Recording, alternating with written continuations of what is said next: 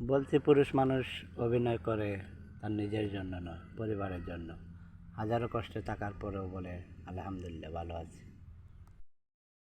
বলছি পুরুষ মানুষ অভিনয় করে তার নিজের জন্য নয়।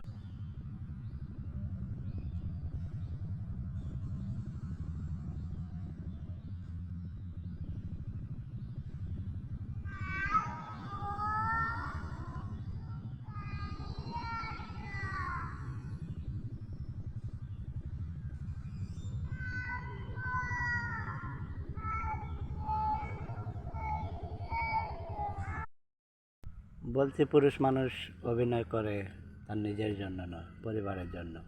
হাজারো কষ্টে থাকার পরেও বলে আলহামদুলিল্লাহ ভালো আছি।